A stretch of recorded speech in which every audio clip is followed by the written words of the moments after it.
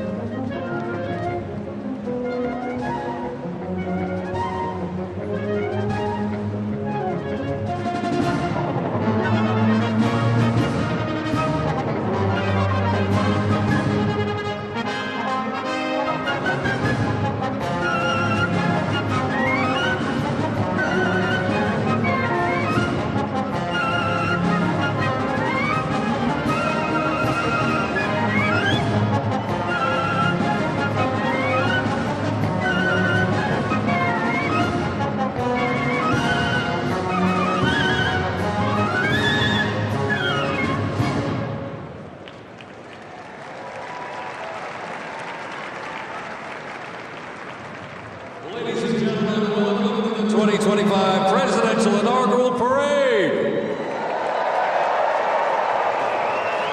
My name is Dan Taylor, and I'm very honored to be requested by our president to be your parade announcer. And it's great to be here with you. I have to say it is a bit of a different format for a parade, but of course our president wanted us to keep us safe, wanted to keep us warm. And I can tell you something, the talent that's going to be going through these doors into this arena, it is going to get hot in here tonight. So thank you for joining us as we celebrate this historic occasion on behalf of the Trump-Vance Presidential Inaugural Committee. The ceremony's about to begin. We're going to get things underway, so if you're with family and friends, been talking in the halls or whatever, get down to your seats, grab a snack. We're going to get the show on the road.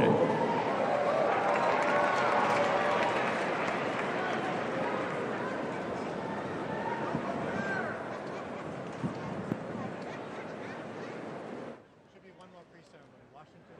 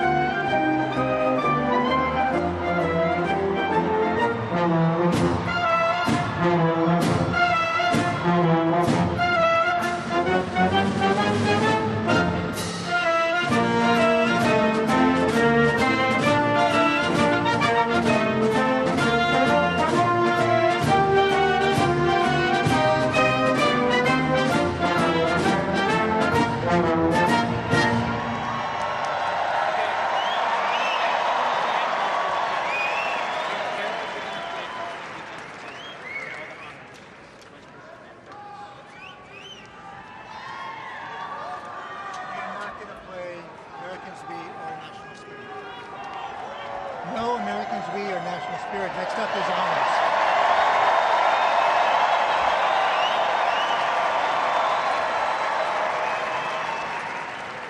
Next up, the Herald will play honors.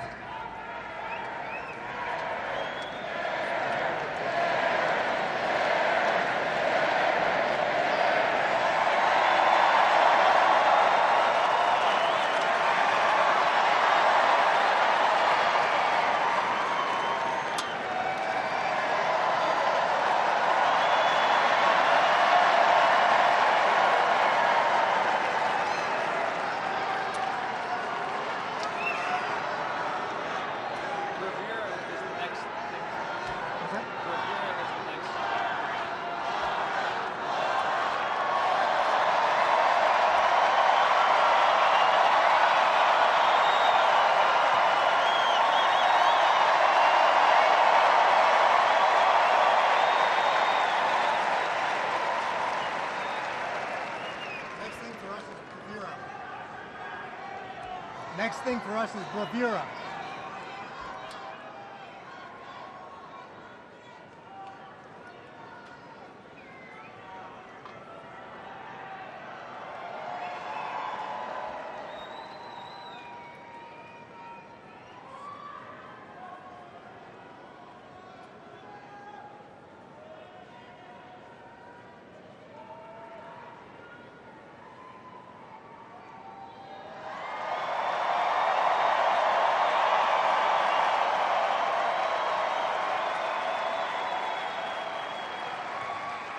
Ladies and gentlemen, we'd like to welcome the official fanfare music group of the President of the United States. Under the direction of Major Aaron Morris, the U.S. Army Band Herald Trumpets performing their fanfare that's actually written for the 47th President of the United States. Listen to this, it's amazing. This is Brass and Glory.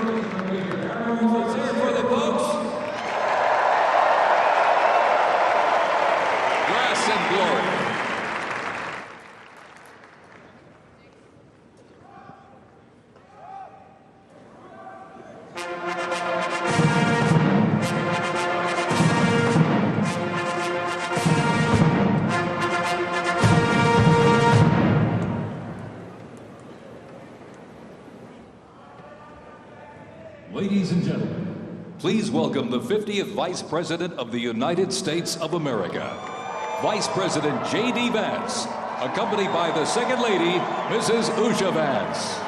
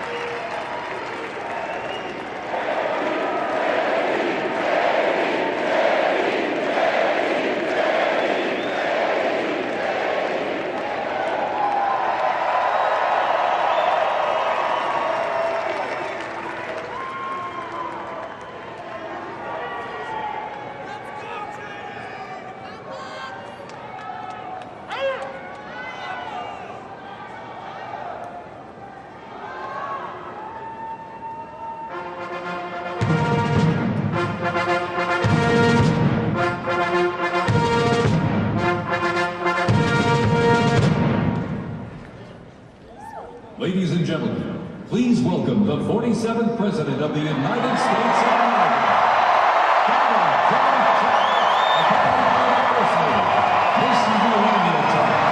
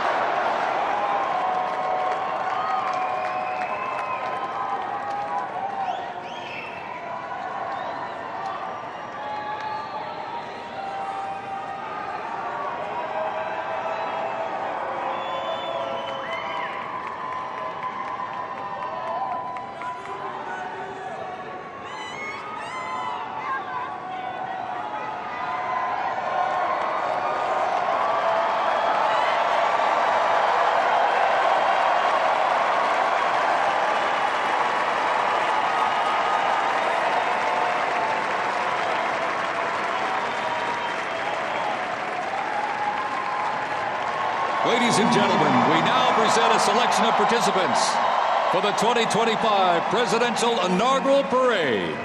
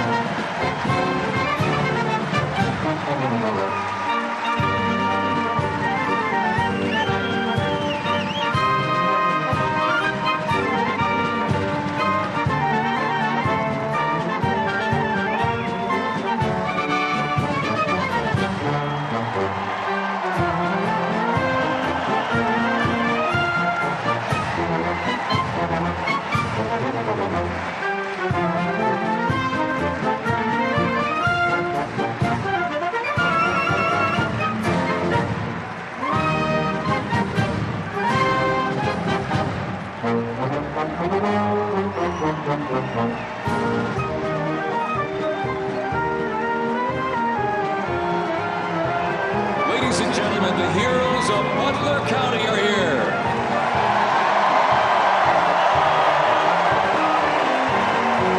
And they are here to pay homage to the life, selfless community service and sacrifice of Corey Comparatori.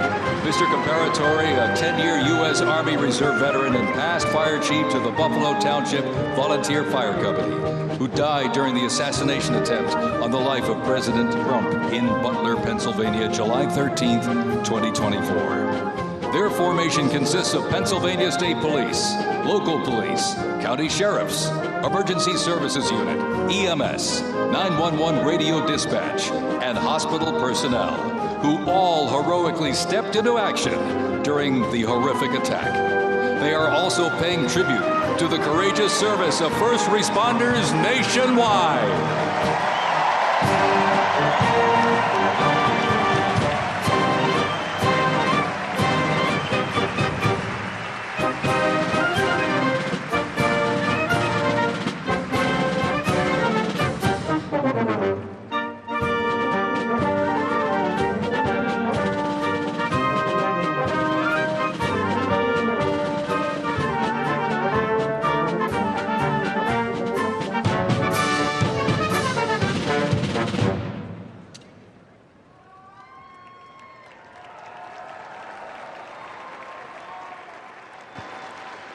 Ladies and gentlemen, at this very special event, let us now take a moment of silence in honor of Corey Comparatori.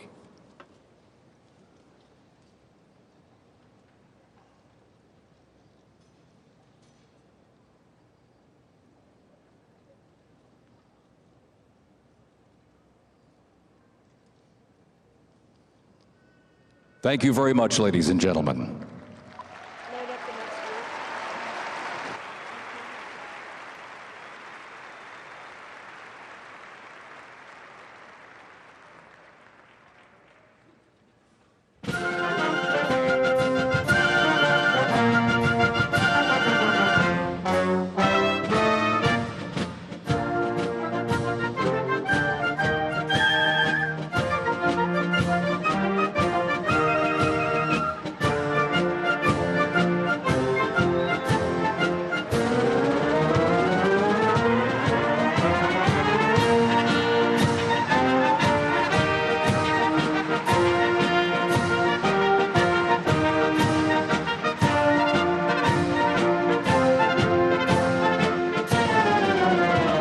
Present to you the New York Military Academy from Cornwall-on-Hudson, New York. New York Military Academy stands out due to its unique connection to the president himself. President Trump is a 1964 graduate and has been enshrined as one of our alumni of distinction. This historic academy has been named a Junior Reserve Officer Training Corps, that's JROTC, and are marching with their cadet dress uniforms. Look at these, all modeled after post-World War I General Blackjack Pershing's gray uniform.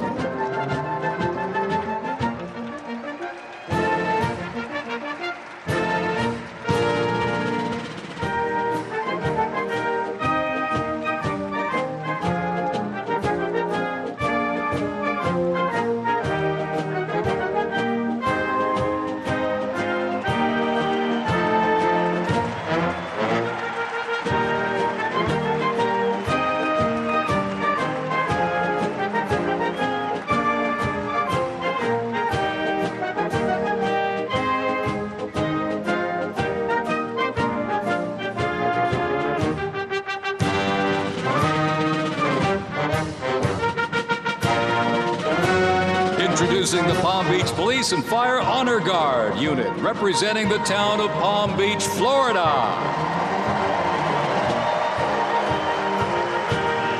This group consists of police officers and firefighters from the town of Palm Beach, home to some of the most prestigious people in the world, including President Donald J. Trump,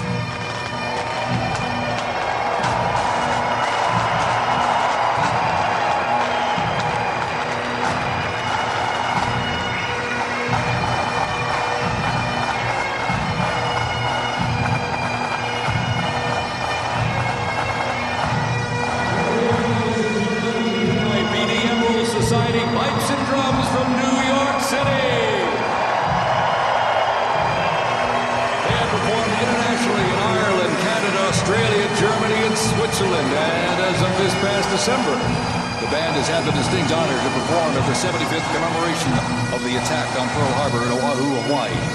The band has also played for hospitalized children, military veterans, as well as the 1980 and 2005 presidential inaugural parades, and His Holiness Pope John Paul II.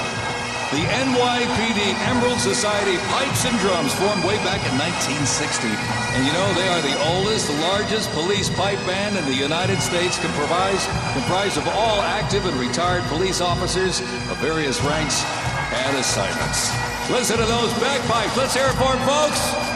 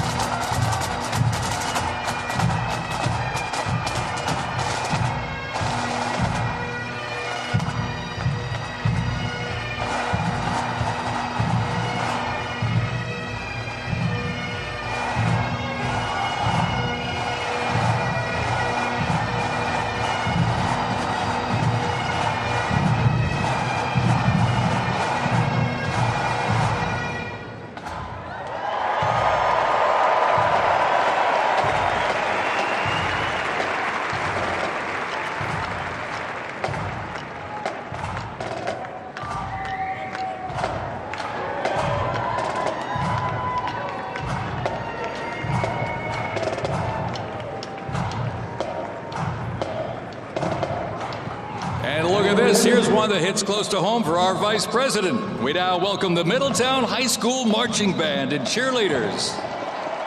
They're traveling all the way from Middletown, Ohio to proudly represent their school, our nation, and outstanding alumni, including our new Vice President of the United States, J.D. Vance.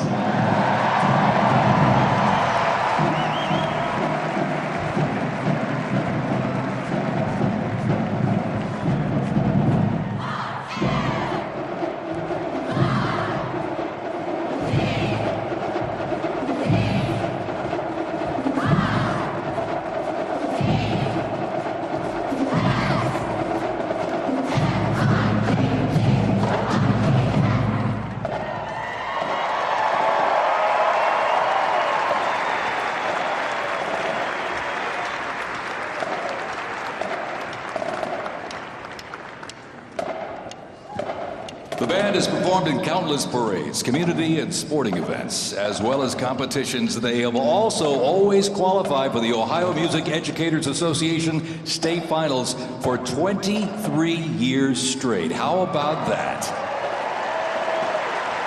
And have earned the highest rating in 18 of those appearances. Woo! And today they performed America's Sweet Land of Liberty.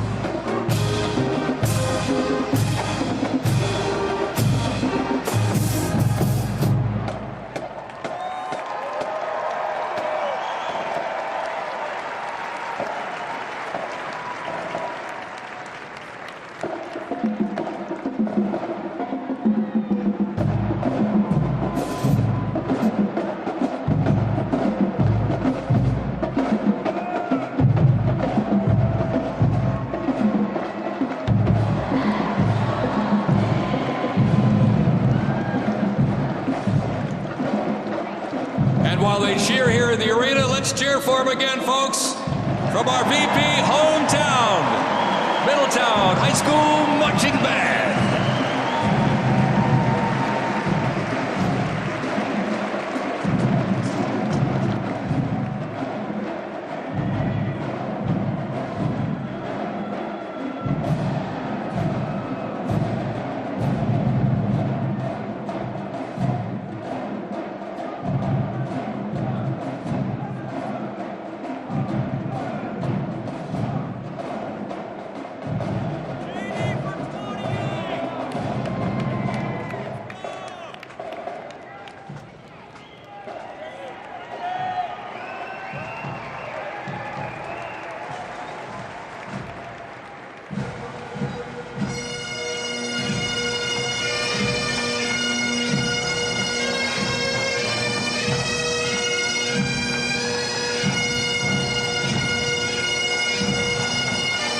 Ladies and gentlemen, entering the arena right now, traveling from Boca Raton, Florida, the Florida Firefighters Pipes and Drums.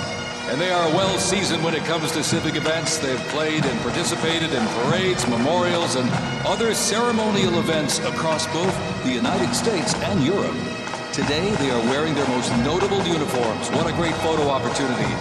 Consisting of the Glengarry headgear and kilts. And they are proud to honor their fallen brothers and sisters each and every day.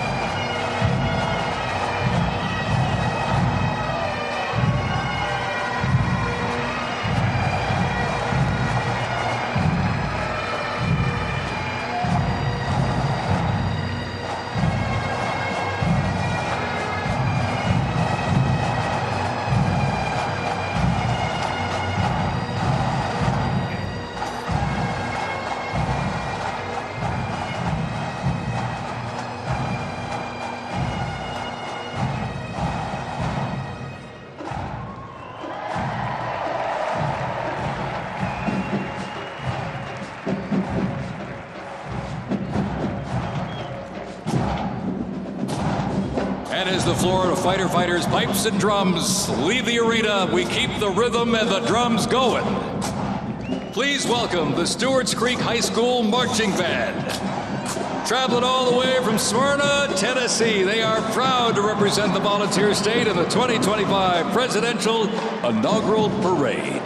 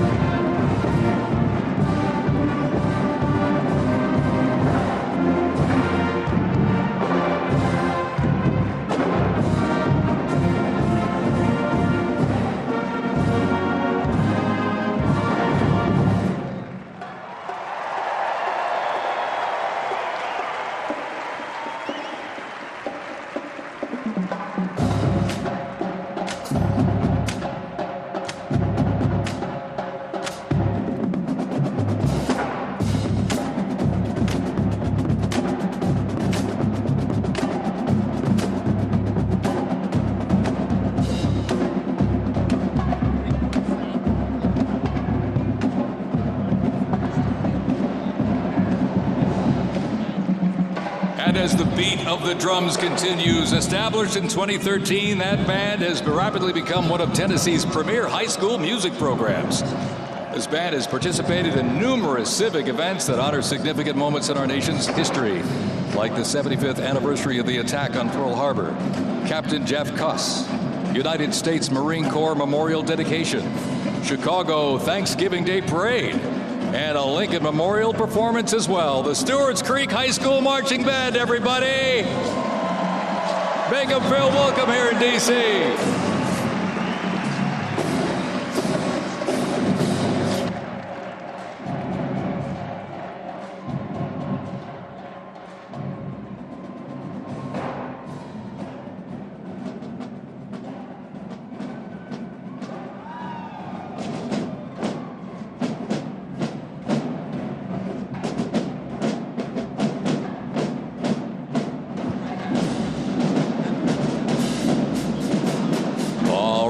Ladies and gentlemen, now welcoming the Mississippi Valley State University Band.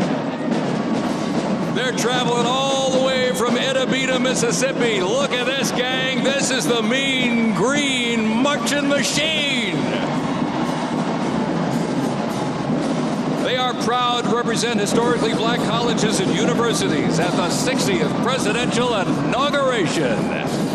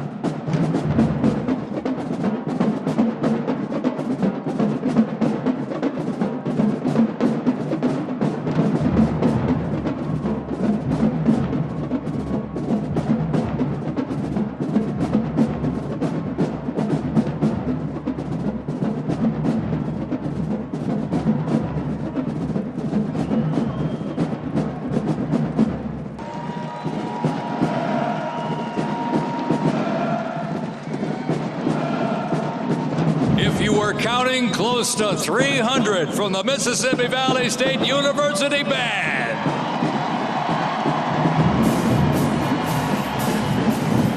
You know, since its founding, the band has consistently played a significant role at their university and across the United States. They have performed for athletic events, Mardi Gras parades, Rose Bowl parades, and many, many more. The Mississippi Valley State University Band takes great pride in presenting culturally diverse presentations for students, faculty, and the surrounding Mississippi communities. Take a look at that brass out there. Woo! That's just part of the big green marching machine. The Mean Green Marching Machine from Inabena, Mississippi, ladies and gentlemen.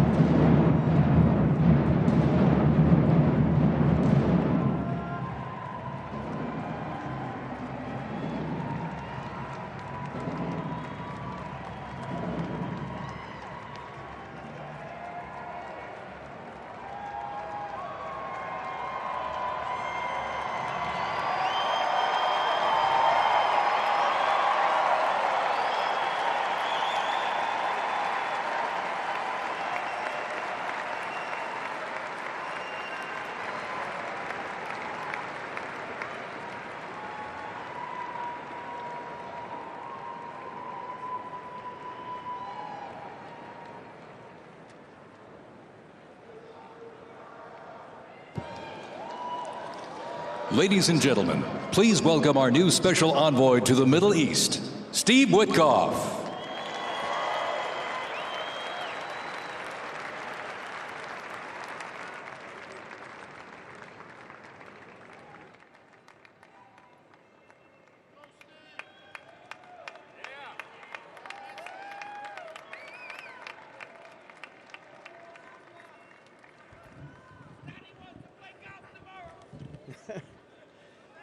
Good evening, everybody. I was appointed by President Trump to be the special envoy for peace in the Middle East.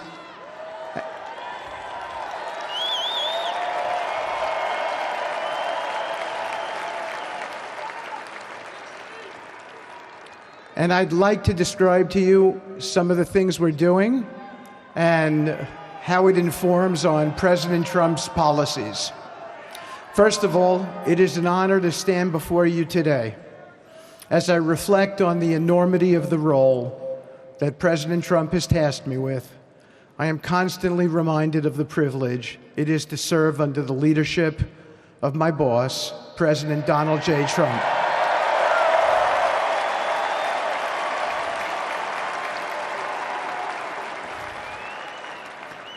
His presidency has provided a clear, bold vision for the Middle East, and it is this vision that guides every step I take in the mission. President Trump's leadership has redefined what is possible in the pursuit of progress and stability in the Middle East. His decisive, pragmatic approach ensures that even the most entrenched conflicts are met with fresh perspectives and innovative strategies. His policies have already delivered remarkable successes, such as yesterday's release of hostages in Gaza.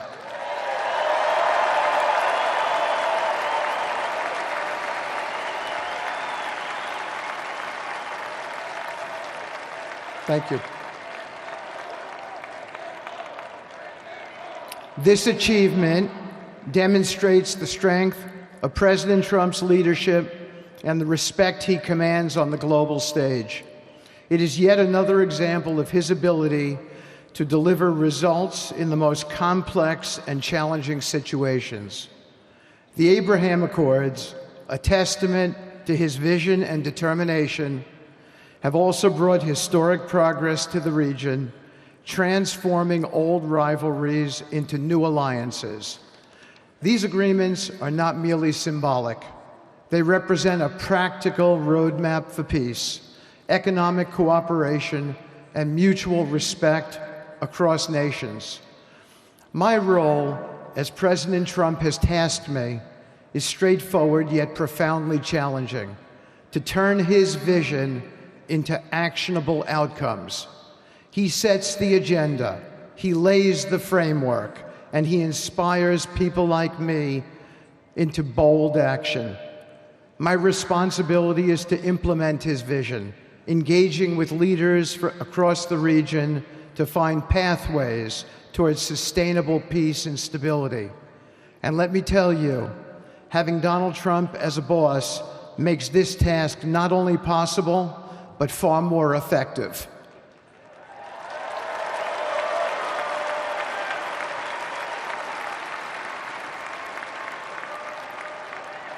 President Trump's reputation as a leader who delivers results resonates far beyond Washington. Leaders in the Middle East know he means what he says. His ability to cut through bureaucratic gridlock and focus on tangible results is the game changer. It allows me to approach delicate negotiations with the confidence that the full weight of the United States is behind me. The principles President Trump has laid out for our approach to the Middle East and foreign policy in general are fourfold, and they are clear. 1, respect for sovereignty. Every nation deserves the right to determine its own destiny, free from the interference of external powers. 2, economic prosperity as a bridge to stability. Through economic partnerships and investment, we can build a foundation for cooperation that transcends historical grievances. 3, courageous diplomacy. Real progress requires difficult conversations and bold decisions, and it is through these that trust is built and maintained. And finally, 4, reciprocity and accountability. The United States requires reciprocal actions from our partners. We are done carrying the financial burden for nations that are unwilling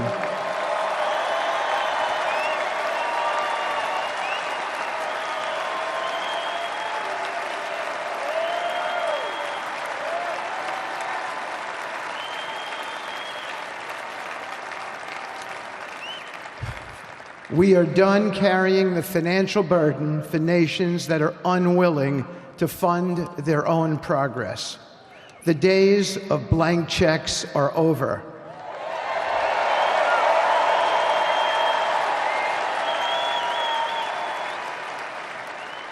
Partnerships under President Trump's leadership must be equitable, and contributions must reflect shared commitments to our goals. In my work, I've seen firsthand how these principles resonate. They provide a foundation that transcends politics and speaks to the shared humanity of all people in a region. Leaders across the Middle East recognized that this Trump administration is serious about results, not symbolic gestures, but real, meaningful progress that improves lives. Thank you.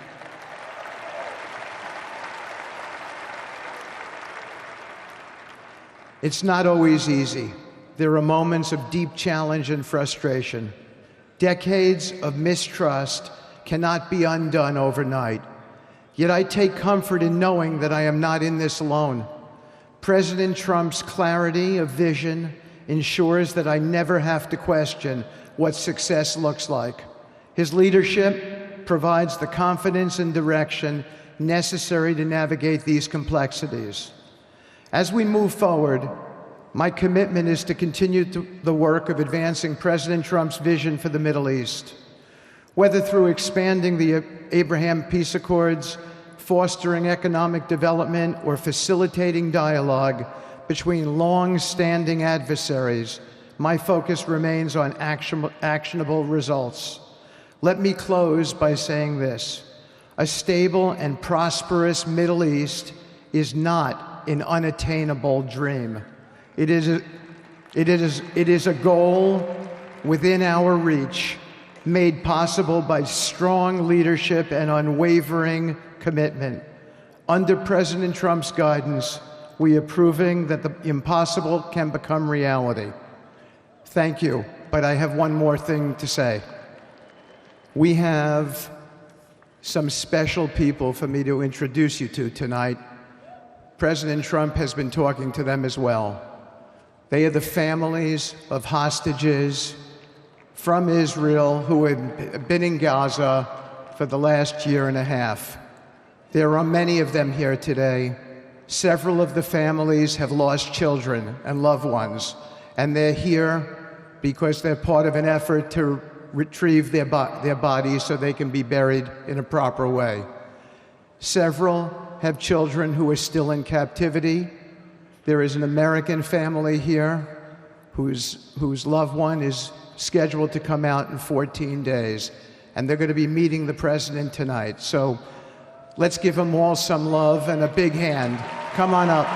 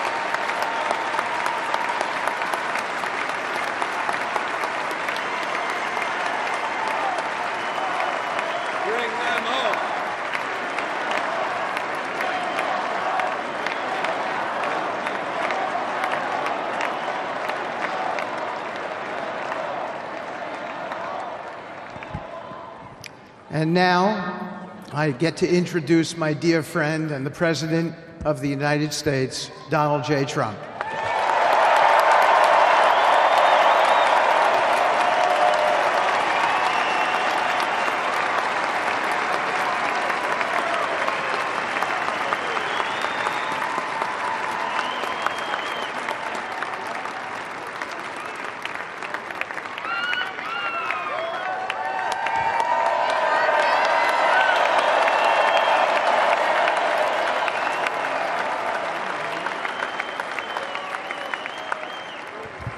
Thank you very much, everybody. Appreciate it. Thank you.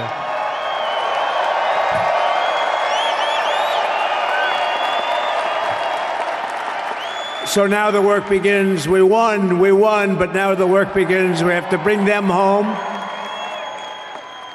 And you know, tonight I'm going to be signing on the J6 hostages, pardons, to get them out. And as soon as I leave, I'm going to the Oval Office and we'll be signing pardons for a lot of people, a lot of people. And thank you to Steve Witkoff. He's a great guy. He's a friend of mine. He's been a very successful man. He's a great negotiator. He's a wonderful guy. People love him. And he's got a tremendous power of persuasion.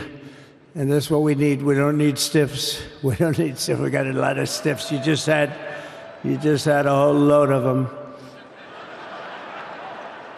And to the former hostages with us today, welcome. And welcome home. Some of the folks are former hostages. Not a good situation. The three young ladies that came home yesterday, you saw that. More coming home every day now. They're coming home. But they were hurt. They were hurt. They were hurt. One had her head blown off, fingers on her hand, and her hand indeed was blown off. She was trying to defend herself from a bullet being fired. Do you believe this? A bullet knocked off her hand. I don't know. You look at it, it's a disgrace. We never stopped praying for you, and we're so glad that you're reunited with your friends and families, and God bless you all. And some of them are just saying, no, my son is gone. But please just bring home his body, right, Steve? Many of you have told me that your son is gone, but bring home his body. It should have never happened. 3 years, it's ridiculous. Should have never happened. Wouldn't have happened. I also want to express my tremendous gratitude to the hundreds of thousands of proud American patriots who came from all across the country to join us in this celebration. It's a celebration of a big win.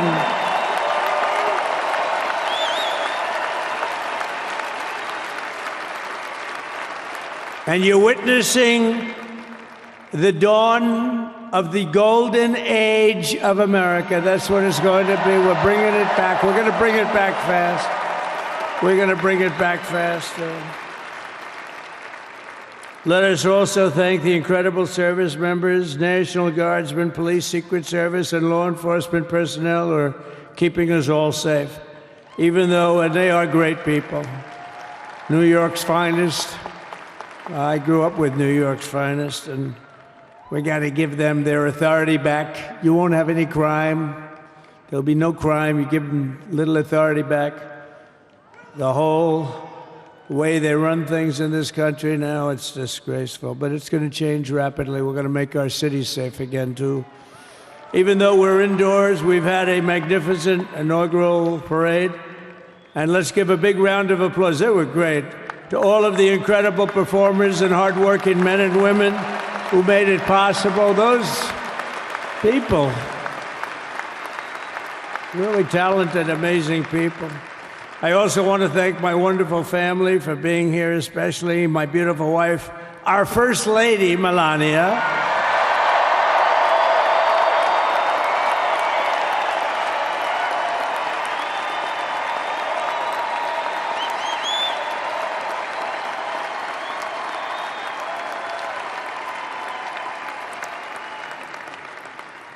I love our First Lady. And also JD. How good has JD been? And his beautiful wife, Usha. How good is JB? JD has been great. He's another good negotiator, Steve. He's a great negotiator, too. We need negotiators in this country. But so many of the people on the stage behind, not only family members, as an example, Lara Trump, the wife of Eric. She was the head of the Republican Party, along with my friend Michael. Stand up, the two of you. What a job.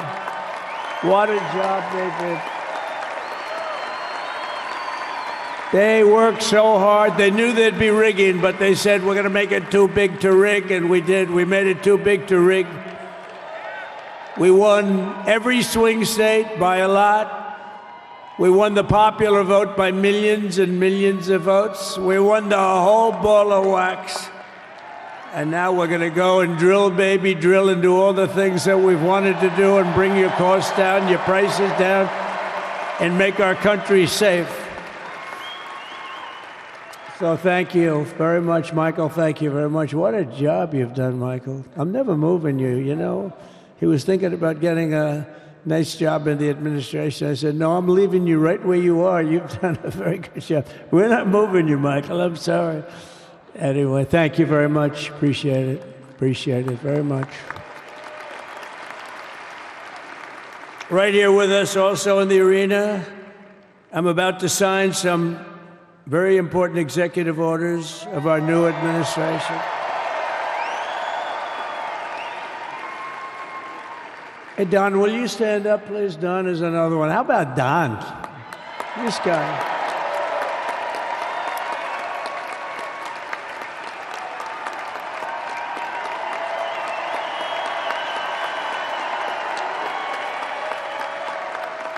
He's a popular one. He goes out and speaks. He gets a big crowd.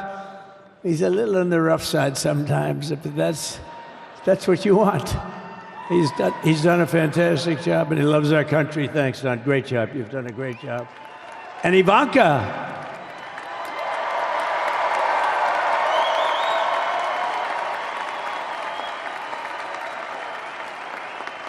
And, you know, Jared negotiated the Abraham Accords, which are the biggest deal made in the Middle East in many, many years, and it's really something. Jared, stand up, Jared. The Abraham Accords.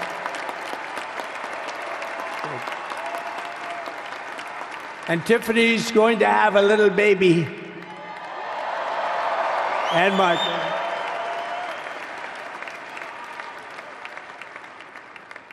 And then I have a very tall son named Barron. Has anyone ever heard of him?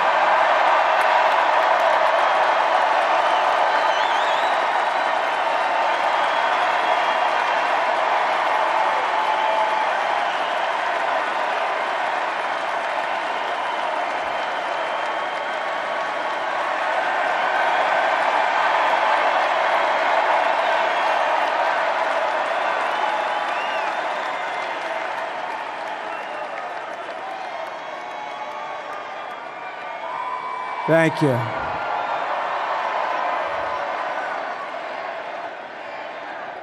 He knew the youth vote. You know, we won the youth vote by 36 points. And he was saying, Dad, you got to go out and do this one and that one. And we did a lot of them. And he respects them all. He understood them very well. And he said, Dad, you got to go out, do Joe Rogan, do all these guys. And we did. We did. And Joe Rogan was great. They were all great, right? Aaron, they were all good. He understood the market. Another famous one, how about Kai? Stand up, Kai.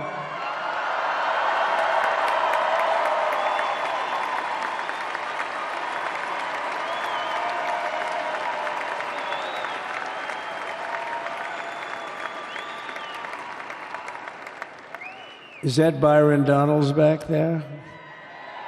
Stand up, Byron. Stand up. What a future this one has. What a future. That's great, Byron. Thank you very much. And how about Lutnick, Secretary of Commerce? He's going to take in more money than any country has ever even thought about. He's going to take in some money. And we have many others. Look, I'm not going to go through it, but we're going to sign some orders right now, and that's really what I want to do.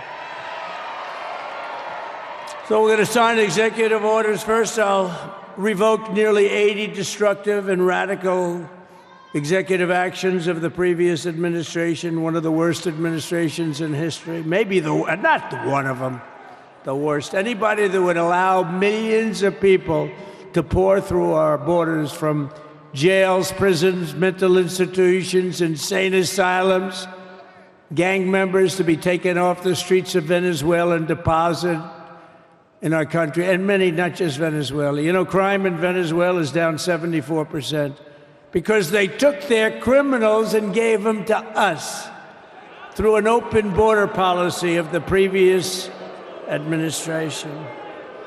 All over the world, they're emptying their prisons into our country. They're emptying their mental institutions into our country.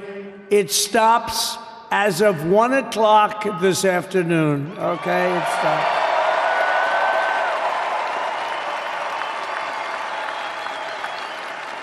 So I'm revoking nearly 80 destructive, radical executive actions of the previous administration. They'll all be null and void within about, 5 minutes? Is that them over there? 5 minutes? And next, to gain immediate control of the vast federal, out-of-control bureaucracy, I will implement an immediate regulation freeze, which will stop Biden bureaucrats from continuing to regulate. Most of those bureaucrats are being fired. They're gone.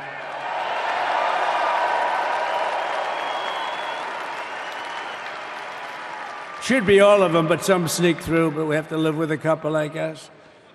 I'll also issue a temporary hiring freeze to ensure that we're only hiring competent people who are faithful to the American public.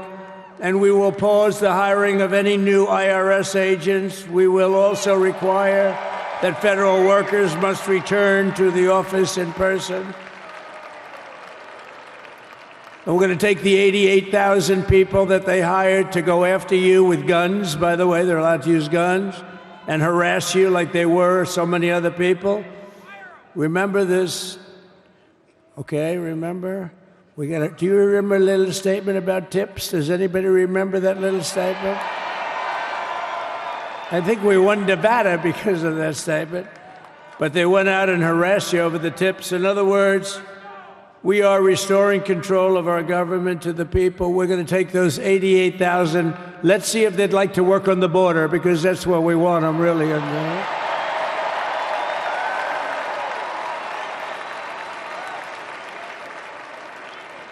So we're going to have no tax on tips, right? No tax on tips.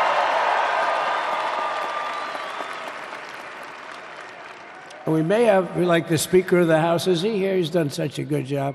Is Mike here? He's around here someplace. I saw him just a little while ago. Hello, fellas. Look at you guys. Yeah, I know it. He's great. He's doing great. They're all doing good. The Republican Party has never been unified like it is right now. They want to save our country.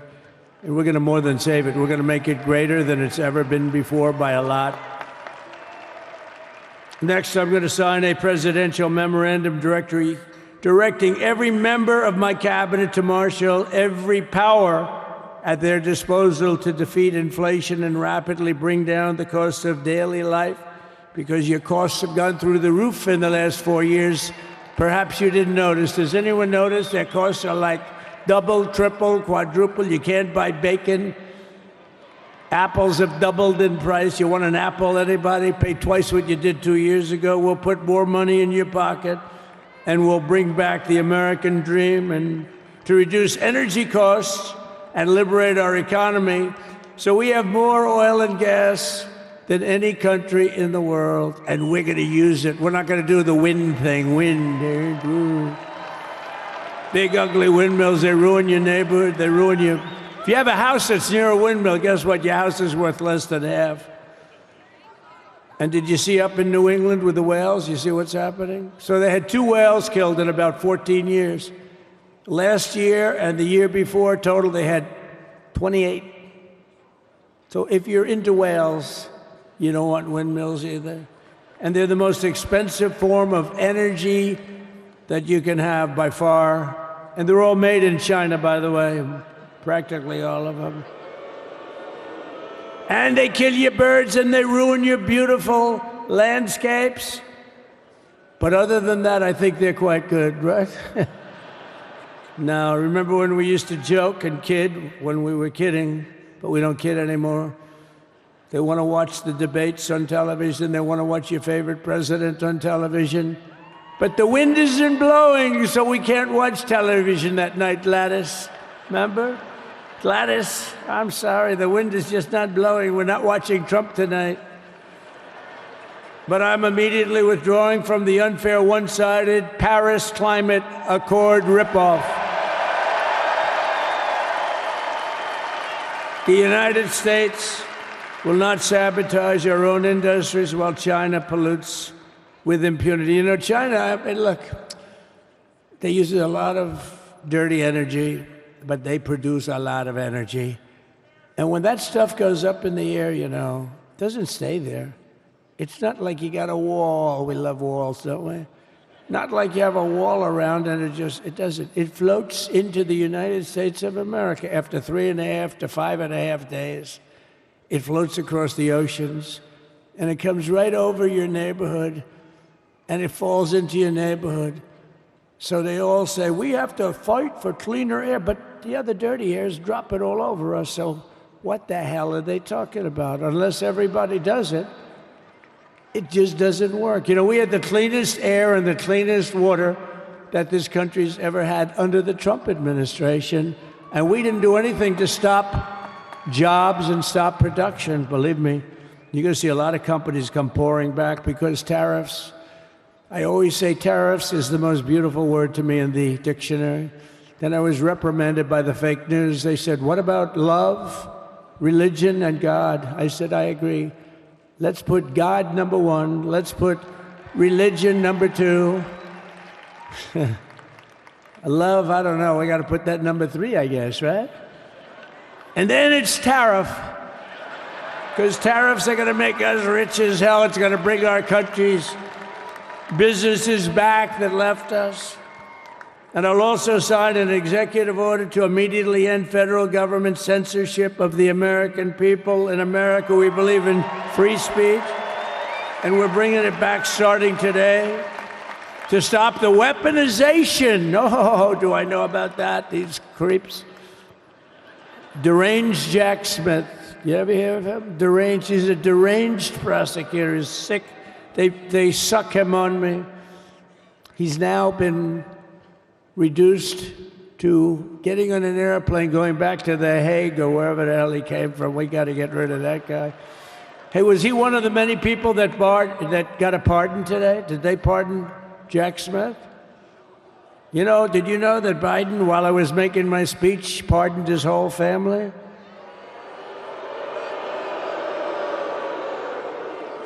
The brother, the whole deal was pardoned. Can you imagine that? While I was making my speech. Did everybody hear my speech? Did you like my speech?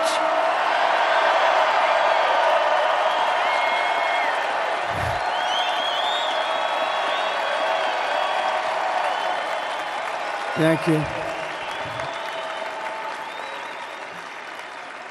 I mean, the only thing wrong with it is I had a lot of tough things to say, and I have some great people that work for me. Sir, this is such a great speech. It's so unifying. Don't talk about Biden with his pardons of his family. We want a unified country. They said, don't talk about the J6 hostages that you're going to be releasing today. Sir, don't put that in your speech, please. I said, but I want to put it in my speech. I said, sir, it won't be unified like it is. It's so beautiful the way it is. And it is getting great reviews. You know, if I put things like that in, I'll get terrible reviews. One little paragraph that's a little bit wrong, the fake news goes crazy, right? So I said, all right, I won't put it in my speech, but you know what? I'm speaking in front of a hell of a lot of people. at a place called Capital One Arena, and I'll talk about it there. So we're going to be going over the beautiful Oval Office, one of the great offices in history. Even if it wasn't beautiful, it's the Oval Office, but it is beautiful. And we love the Oval Office. It all starts with the wars start and end there. Everything starts and ends at the Oval Office. We love it. But we're going to go to the Oval Office. We're going to release our great hostages that didn't do, for the most part, they didn't do stuff wrong. You take a look at what went on, and look what happens in other parts of the country. In Portland, where they kill people, they destroy the city, nothing happens to them. In Seattle, where they took over a big chunk of the city, nothing happened. Minneapolis, where they burned down the city, nothing happened. Essentially nothing happened. All they want to do is go after the J6 hostages. A 76-year-old grandmother was arrested the other day because she was looking at the Capitol or something like that. No, we're not going to put up with that crap anymore.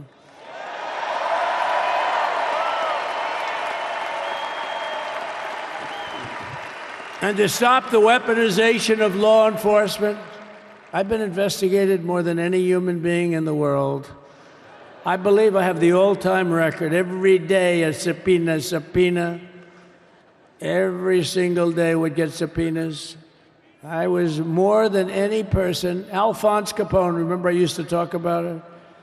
Now, Alphonse Capone, Scarface, he was a pretty rough guy. He was investigated about 1/100th what Trump was investigated. My father's looking down at me, my mother, how the hell did this happen? You know what it is? They investigated their political opponent, the opponent of Biden, and then ultimately Kamala. Has anyone ever heard of Kamala?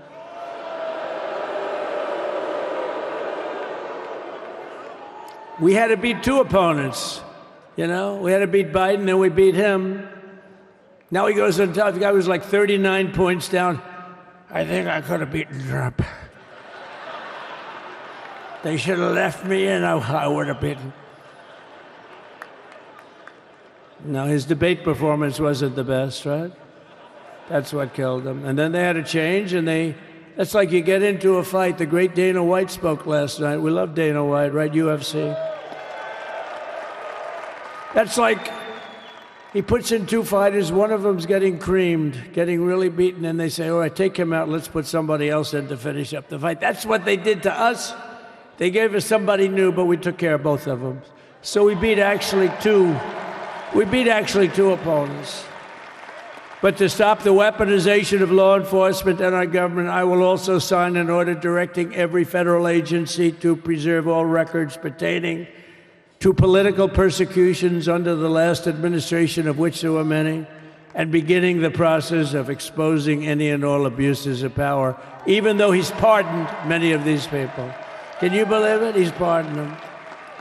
You know why he did it while I was speaking? Because that way I couldn't speak about it. I was speaking. I didn't know he did it. I finished my speech, and they said, sir, he pardoned his whole family. I said, oh, can I go back out there and talk about it? Somehow that wouldn't be very elegant. Our First Lady would say, please don't do that.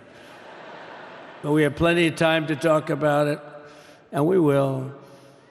We're doing all of this on our very first day in office. You know, don't forget, we've been in this position, really, where we won the primaries in record time. We were the fastest win of a primary ever in political history, which is a very nice thing. It's nice to know. Well, the second election was rigged, so we knew we were doing well. And if it wasn't, you know what? If it wasn't, I would have never run. But this third one was just a monster. Boy, was that a big one, huh? That was a big one. On the second one, we got like 10 or 12 million votes more than the first one. How about that? We did great on the first one. We did much better on the second one. But bad did we do well on the third one. So we're gonna have some fun. It's very simple. We're gonna make our country great. We're gonna make our country great again. We're gonna make America great again. How good a name is MAGA, though, right? You know? I was going to say, keep America great, but unfortunately it wasn't great. Can't say keep it great. It will be great again, but CAG, keep America great, CAG, I don't think it's ever going to replace MAGA. Does anybody like CAG? I don't think so. It's never replacing MAGA. Nothing will ever replace MAGA. MAGA was the most successful political operation, political movement in the history of our country, maybe in the history of the world. Let's see what happens, because we're not finished yet. We're not finished yet. We got a long way to go. But we're doing this on the very first day in office, and in just a few moments, I'm not only signing the release of the J6 hostages, I'm signing other things that you're going to love. Oh, you're going to be happy reading newspapers tomorrow and the next day and the next day and the next day. So I just want to thank, I mean, look at this place. It's full to the rafters. You don't have any. Look at those people up there. You don't have any empty seats. And by the way, the Capital One owners, they are so good. We got to root for their teams because they have been so great to MAGA, to us. And I just want to thank Ted and everybody. You guys have been fantastic. And the ice hockey team's doing great. Ovechkin's pretty good, right? They're doing great. So I want to thank them, Capital One arena owners. They have been absolutely fantastic. And thank you once again to everyone. And I can only tell you, you're going to be very happy. You're going to watch a lot of good things happen. We got to stop some wars that are happening and going on.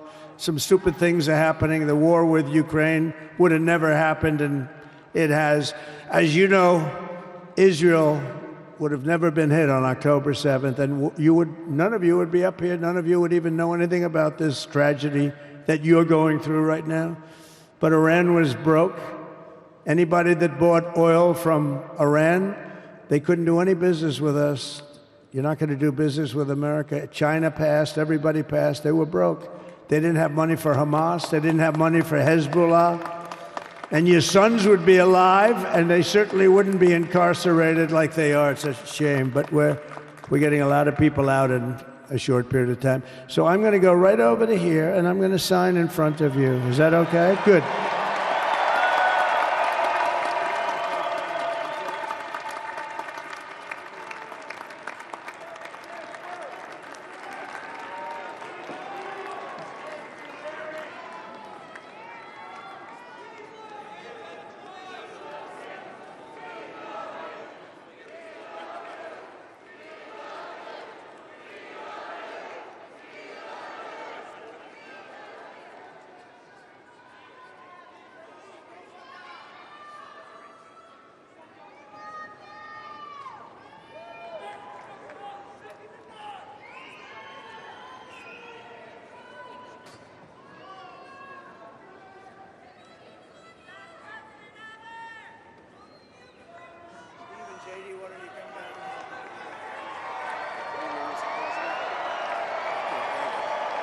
Do you have that other one to sign? Sorry, what's it? Do you have the other one to sign? We don't have it over here yet, sir. We'll have it for you back at the oval. The first is the rescissions of 78 Biden-era EOs and presidential memoranda. You want to call it out? Do you want to say it? Do you want to say it? Oh, if you want me to, sir. Why don't you say what I'm signing? Sure. The first item that President Trump is signing is the rescission of 78 Biden-era executive actions, executive orders, presidential memoranda, and others.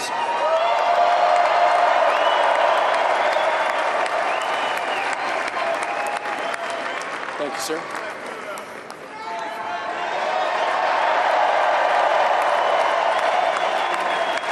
Thank you. The second item, President Trump, is a regulatory freeze, as you announced in your speech, preventing bureaucrats from issuing any more regulations until we have full control of this, the government and this administration.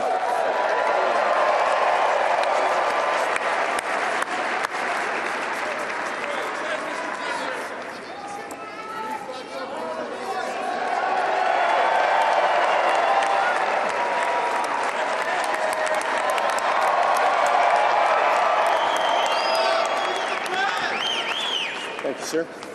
Sir, can I have a pen? The next item, sir, is a freeze on all federal hiring, excepting the military and a number of other excluded categories, again, until full control of the government is achieved and we understand the objectives of government going forward.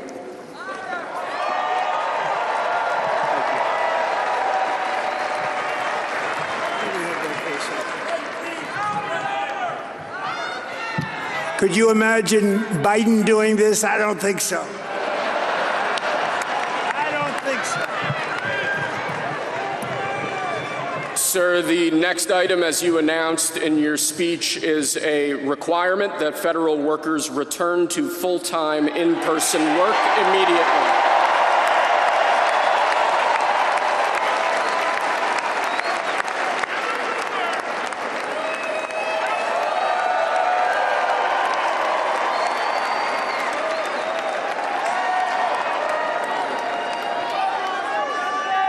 Thank you, sir. Next, we have a directive to every department and agency in the federal government to address the cost of living crisis that has cost Americans so dearly.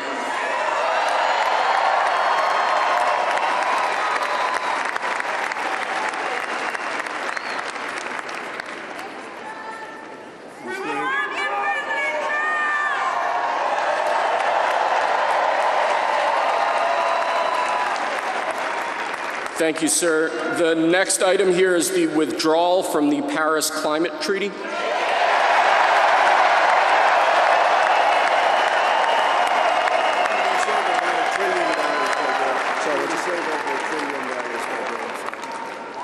Yes, sir.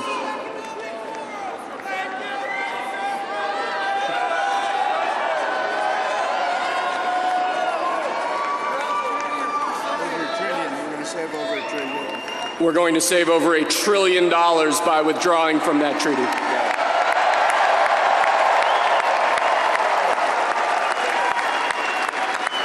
And the next item, sir, is a letter that will be transmitted to the United Nations explaining that we are withdrawing from the Paris Climate Treaty.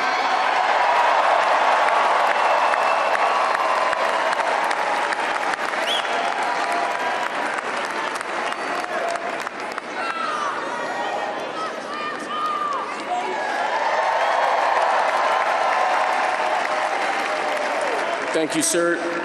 This next item is a directive to the federal government ordering the restoration of freedom of speech and preventing government censorship of free speech going forward.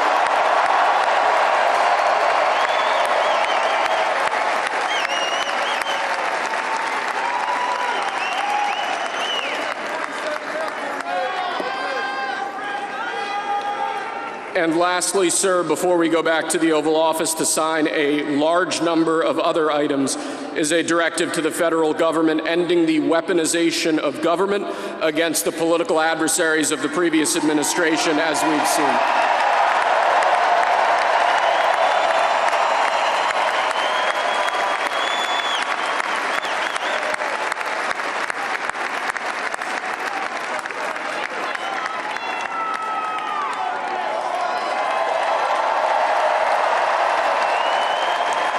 Thank you very much, sir. Appreciate it.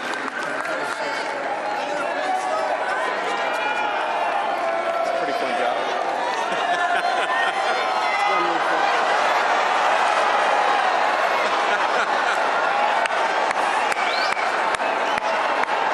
I'm gonna hightail it tonight.